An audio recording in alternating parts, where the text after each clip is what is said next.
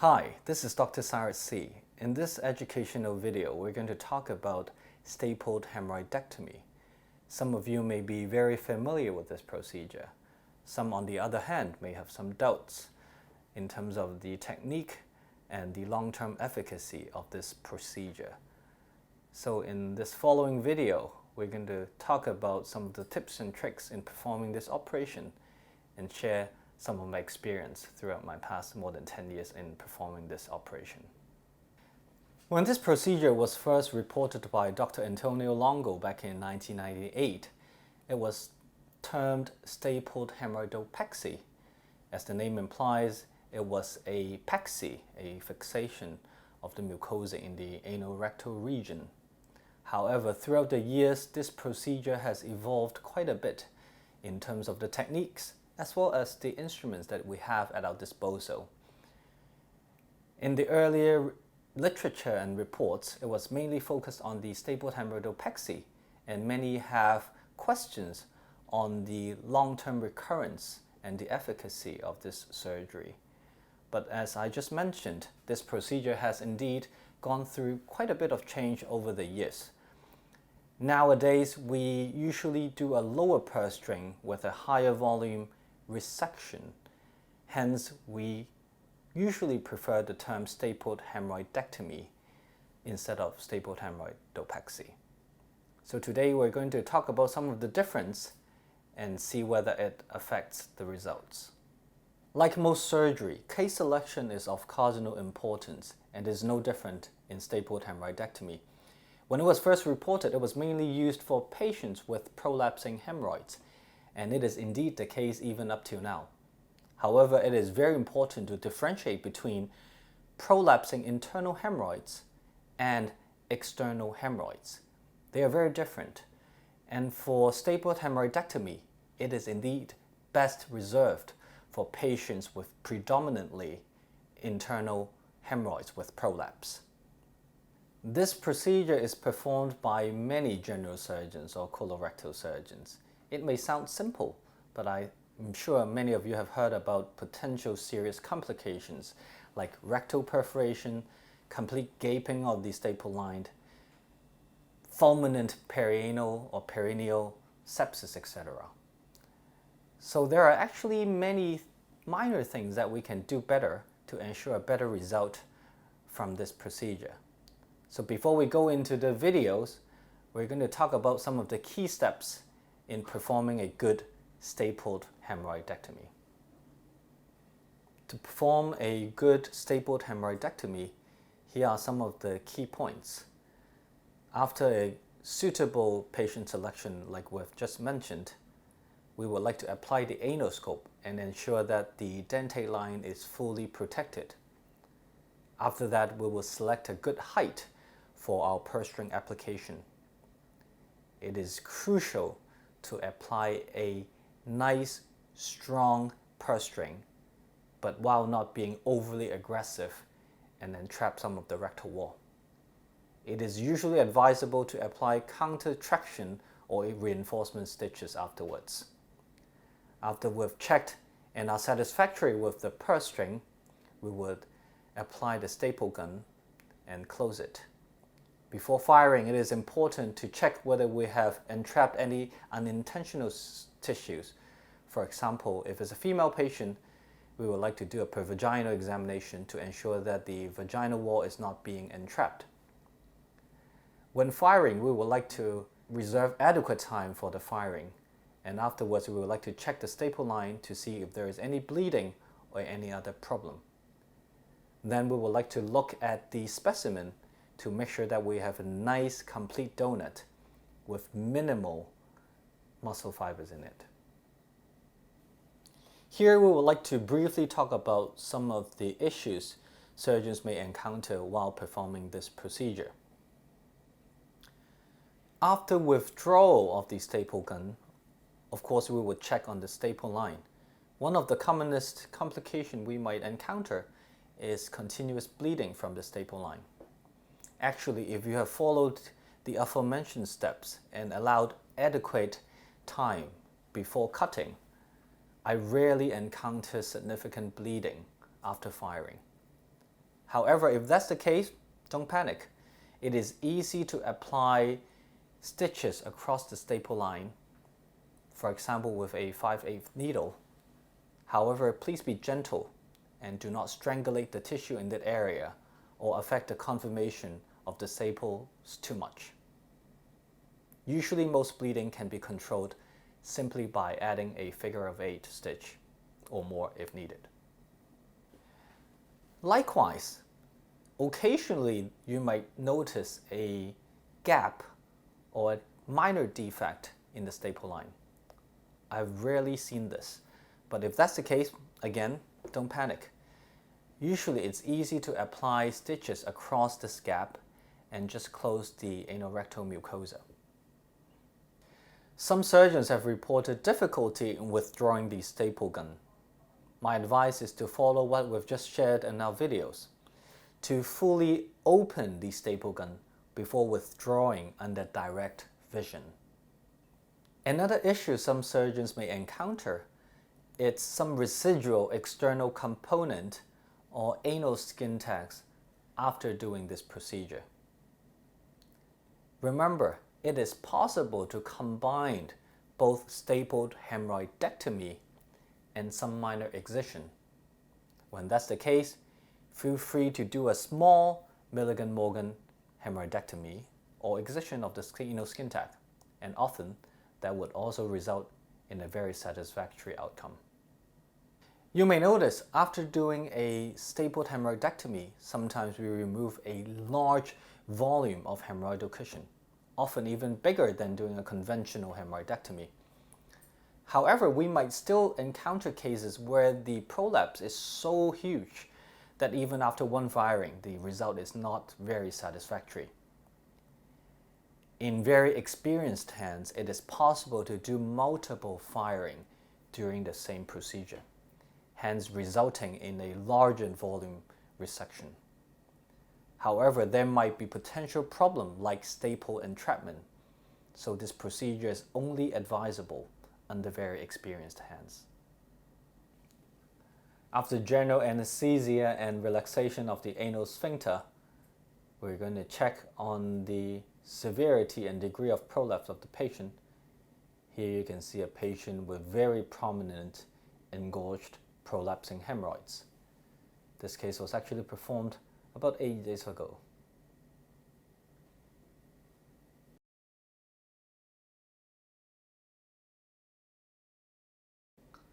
I almost exclusively use the 34 high volume staple gun from Frankenmann. Hence it is important to ensure that there is a easy insertion of the anal scope and staple gun. So before we start, I usually do a gentle anal dilatation.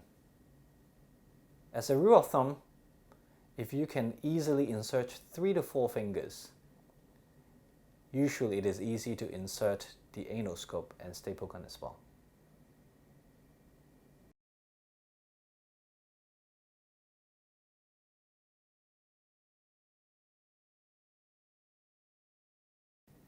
There are many ways to insert the anchoring stitches.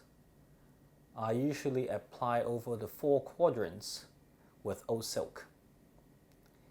It is important to apply good anchoring and traction sutures in order to insert the anal dilator easily.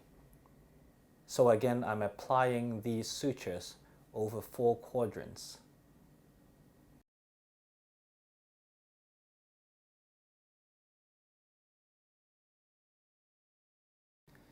After applying the 4 sutures, I would ask the assistant to help me pull this caudally a little bit, and then to ensure a straightened anal canal. And then hopefully not forcibly, we can easily insert the anal dilator.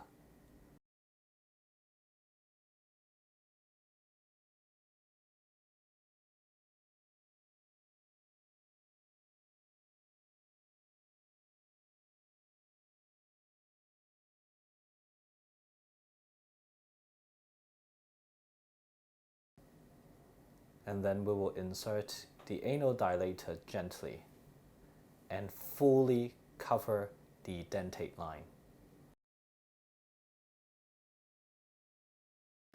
After the anal dilator is in place, we would visually check and make sure that the platform has fully covered the dentate line, as we can see, which is the case right here. Many times the assistant is trying to help you and relax a little bit on the anal dilator. So just make sure you tell them to keep the anal dilator in place while you're tying the sutures. After the fourth suture is applied, we can ask the assistant to relax and let go of the anal dilator, and we have to make sure that this is still in place.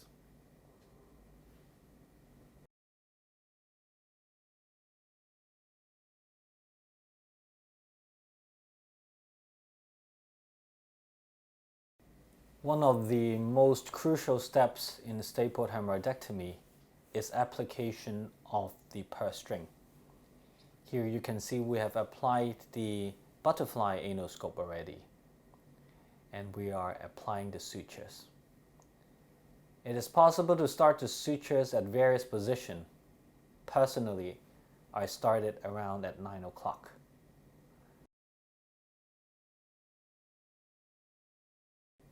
You can choose to use a 2/0 or 3/0 Prolene to apply the purse string. Many surgeons have difficulty in applying this purse string. There are a few tricks to it.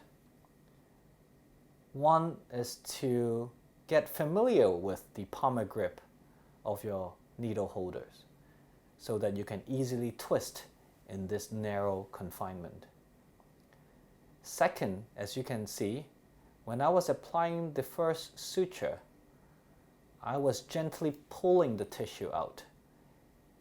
The reason of doing so is to make sure that you have not applied the stitch too deep and entrap some of the rectal wall tissue. If that's the case, you would have difficulty in pulling the mucosa out caudally. That means you should release that particular suture and reapply. Afterwards, we would move on to the next stitches. But before we do that, make sure you tell the assistant to completely pull out the anoscope and reinsert in the new intended position. The reason for that is we want to avoid twisting of the redundant anorectal mucosa.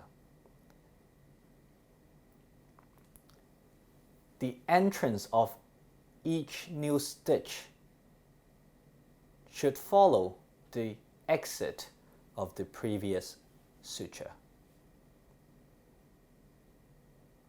Then we are just basically going around and complete our purse string. And with each suture application, you can see I'm pulling out gently every time, testing to make sure that I have not entrapped any rectal wall tissue.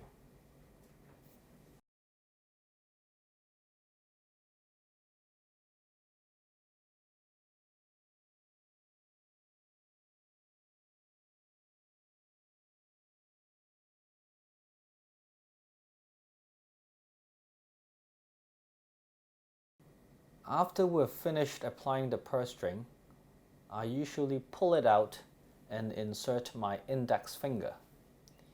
Here I'm ensuring that I have created a nice, even purse string and good traction on the redundant mucosa. At the same time, I can feel whether there's any weak point. Usually after the first purse string application, you can feel that the right side, around 4 or 5 o'clock position, is usually the weakest. Hence, we are going to apply additional counter traction stitches. The first counter stitch is applied at the 3 o'clock position. I've angulated my needle a little differently to try to entrap the 3 o'clock position of the previous purse string.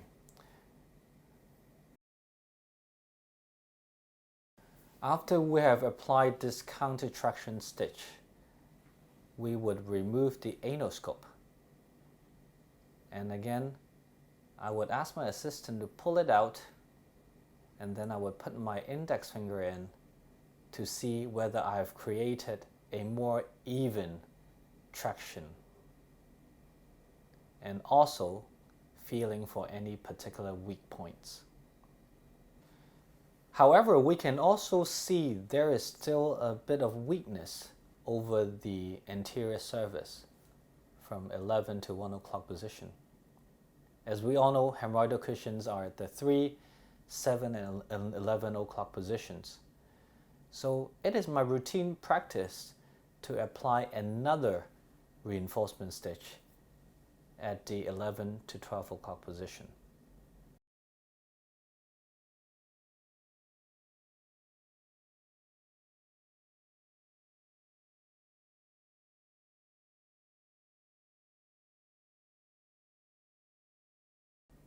For this patient with such a huge prolapse, we can see there is still a very prominent bulging over the anterior side.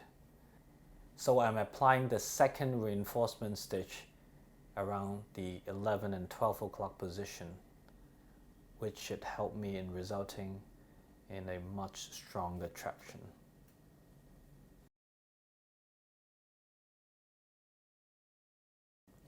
Here I'm checking again, and you can see there is some much better traction over the anterior side.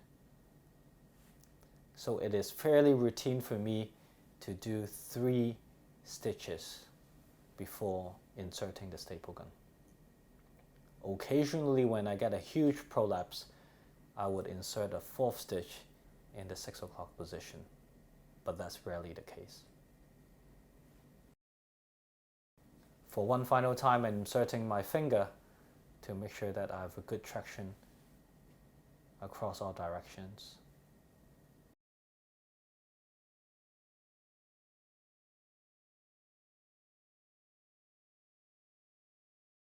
Then it is time to insert the staple gun. First, fully open the staple gun.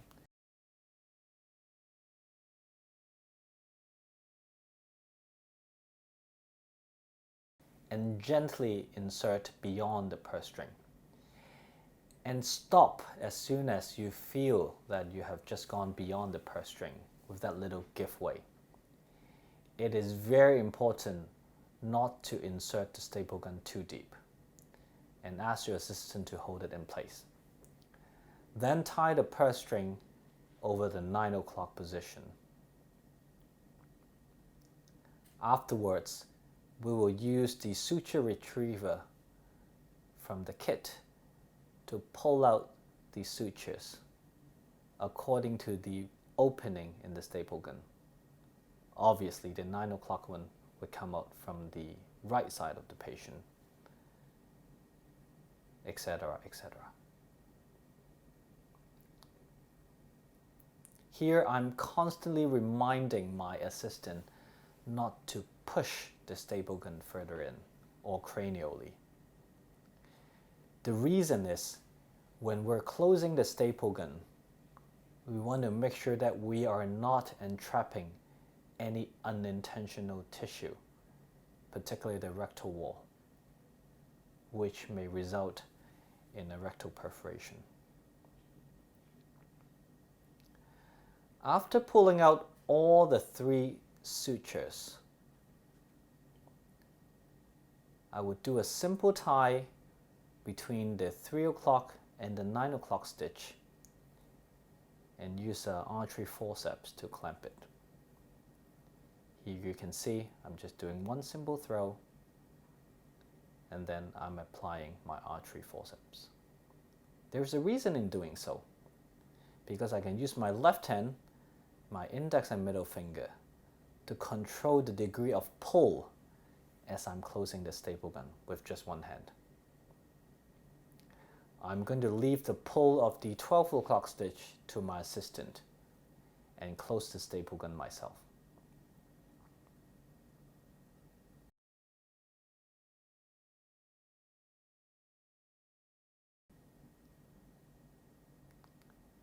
I've passed the 12 o'clock stitch to my assistant and instruct him or her to pull it out gently to maintain a good tension.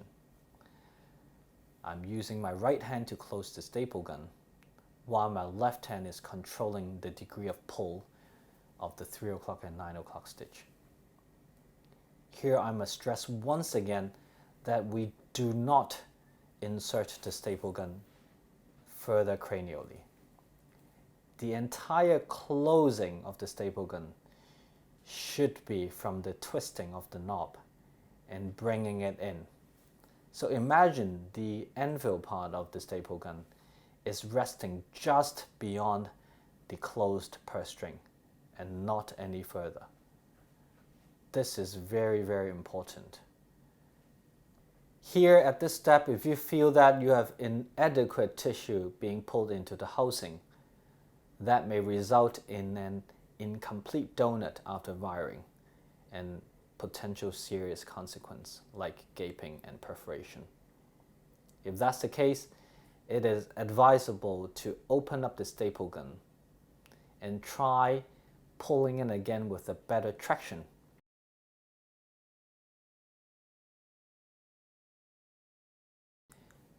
Before firing of the staple gun, it is very important to allow adequate time after closing of the staple gun. This is to ensure that the tissue edema is being squeezed out, and when firing, we have a better control with the staples. My usual practice is to allow at least 30 seconds to 1 minute.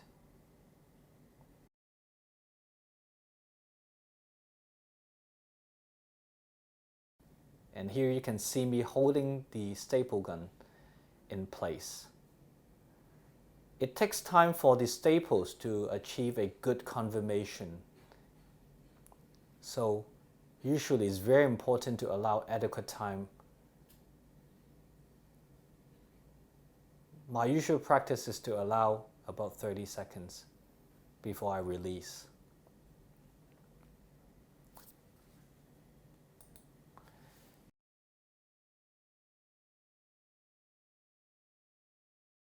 During retrieval of the staple gun, my practice is to fully unwind and fully open up the staple gun before withdrawing the staple gun under direct vision. Here you can see there is no difficulty at all. Then I would insert a piece of gauze just to control any minor bleeding before I come back to the staple line. In here, I would usually take this time to check on the specimen.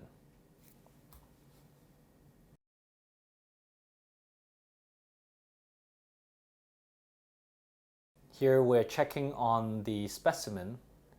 You can see we have a large, almost completely filled housing. A nice complete donut with minimal muscles being trapped. Finally, we go back to check on the staple line. If we're happy with the result, we can release the anchoring stitches and remove the anal dilator. You can see for this case, we have actually achieved a fairly satisfactory control of the prolapse with just one firing.